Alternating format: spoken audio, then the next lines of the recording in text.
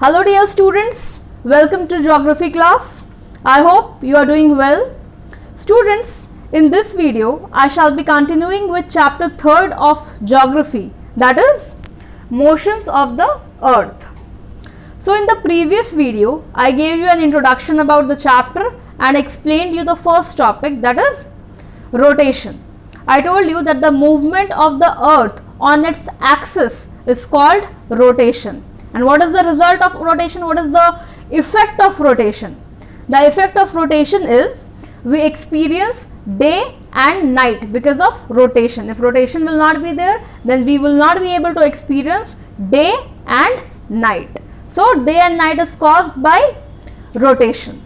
Now in this video I shall be proceeding with the next topic, and the next topic is revolution. So this is the topic for this video. Now what is revolution? Students, the movement of the earth around the sun in a fixed elliptical orbit is called revolution. Orbit means the path, okay, and elliptical means oval shape. So the movement of the earth, see, the earth moves around the sun in a fixed orbit in a fixed path. So this movement of the earth is called revolution. The earth moves around the sun in a fixed elliptical orbit in a fixed elliptical path, and this movement of the earth is called as revolution. I hope that the definition or the meaning of revolution is clear to everybody. Now students, the earth takes 365 days and 6 hours to complete one revolution. This means the earth takes approximately 1 year to complete one revolution, and the earth takes 24 hours to complete one rotation. Okay, rotation takes 24 hours and one revolution takes 1 year, that means 365 days and 6 hours. I hope that this much is clear. Now what is the effect of revolution? See, revolution causes the phenomenon of change in seasons. We experience different seasons: summer, winter, spring, autumn. So this change in season is due to, this phenomenon of change in season is due to revolution, which I am going to explain you after some time. Okay, so as I told you that the earth takes 365 days and 6 hours to complete one revolution.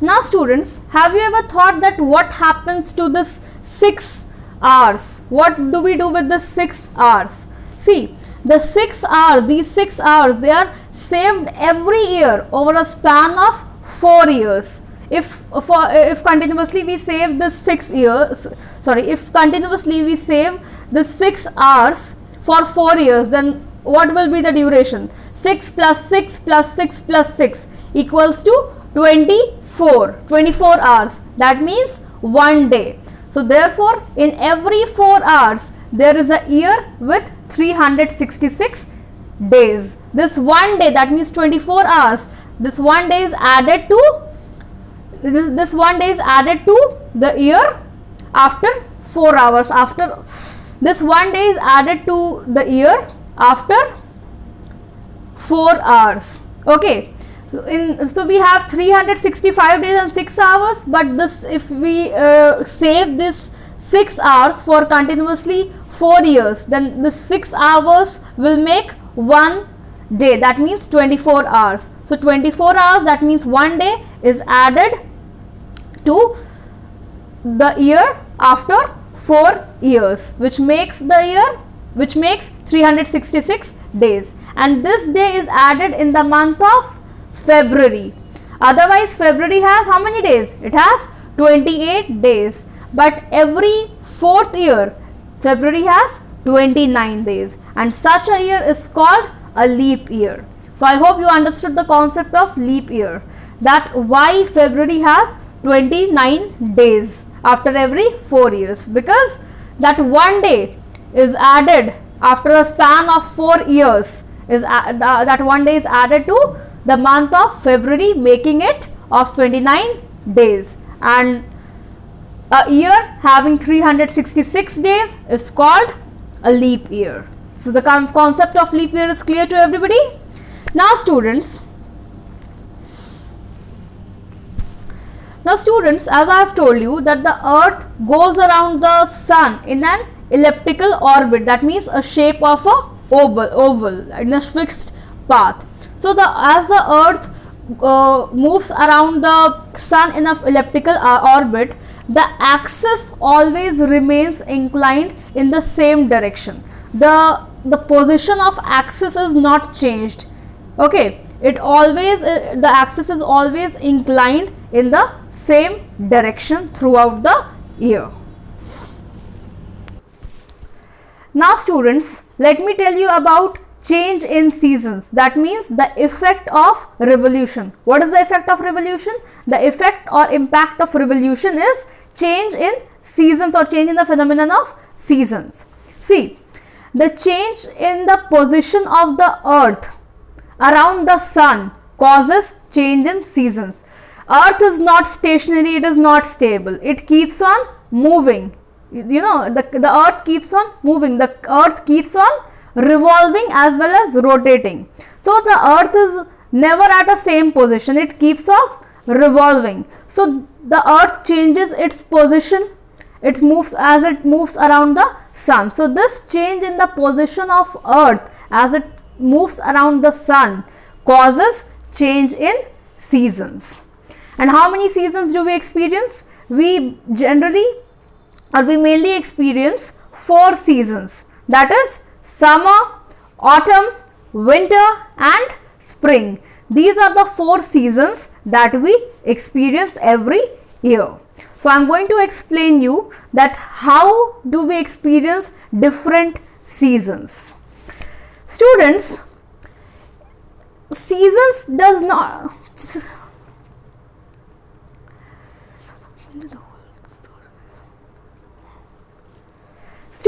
seasons, if you are experiencing or if we are experiencing summer season, that does not mean that the whole earth will experience summer season only. Or if you are experiencing winter season, that does not mean that the whole earth is experiencing winter season. Only a part of earth or only one hemisphere, as I told you that there are 2 hemispheres, northern hemisphere and southern hemisphere. So only one hemisphere is experiencing one season, one particular season. If for example the people who are in northern hemisphere, if they are experiencing summer season, then the people in southern hemisphere will not experience summer season, rather they will experience winter season. And if you are in the northern hemisphere, you are experiencing winter season, then the people in the southern hemisphere, they will not experience winter season, rather they will experience summer season. So don't get confused. I am going to explain you that how this complete phenomenon of change in season is done. How do we experience different seasons in different parts of the country, in different parts of the planet. Okay, so let's get started with this topic. So students, let's start with the summer season in the northern hemisphere. But before this, let me tell you that you need to remember the dates. Yes, I am going to tell you about certain dates which needs to be remembered by everybody. So let's get started with the summer season in the northern hemisphere. See, on 21st June, please remember that on 21st June, the northern hemisphere is tilted towards the sun. This is the sun, this is our dear earth. Okay. So on 21st June, what happens? The northern hemisphere, it is tilted towards the sun, and if it is tilted towards the sun, then what happens? The rays of the sun falls directly on the Tropic of Cancer. This is the sun and the rays are directly falling on the Tropic of Cancer. That means 23.5 degree north. And what is the result of this? If the northern hemisphere is tilted towards the sun and the rays are falling on the Tropic of Cancer, then what happens? Then these areas receive more heat. the areas that are getting direct rays of the sun, there will be more heat, and the areas near the poles, they will receive less heat. The area towards the pole, they will receive less heat. Why? Because the rays of the sun are slanting. They are not falling directly. The sun is falling directly on the Tropic of Cancer, but not directly on the poles. The rays are slanting. At the poles they are slanting. They are not falling directly. So, as the North Pole is inclined towards the sun and the places beyond Arctic Circle, here is the Arctic Circle, that is 66.5 degree north, experience continuous daylight for about 6 months. So, as it is tilted towards the sun, the northern hemisphere is tilted towards the sun, this part is receiving sunlight, and as a result of which, what will happen?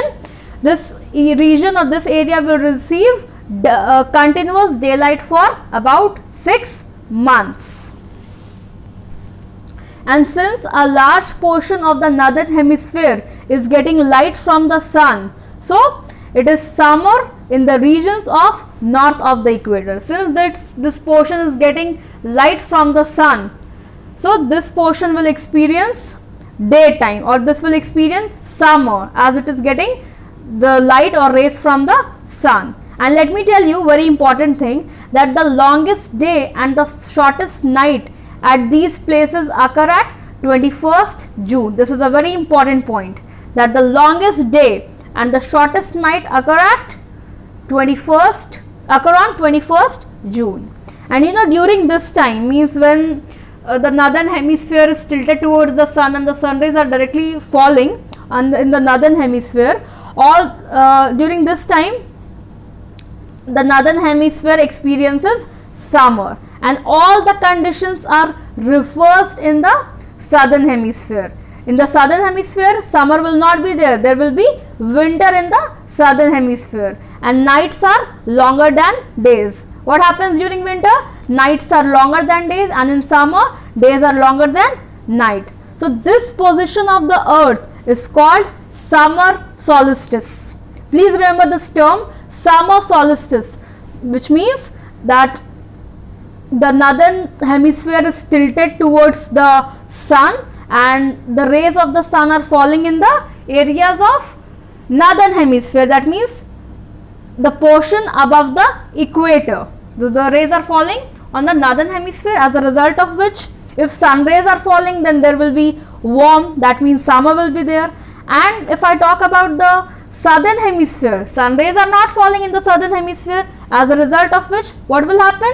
There summer will not be there, rather winter will be there in the southern hemisphere. That means on 21st June, means during that time, winters will be there in the southern hemisphere, and this position of the earth is called summer solstice. That means 21st June. Please remember this date.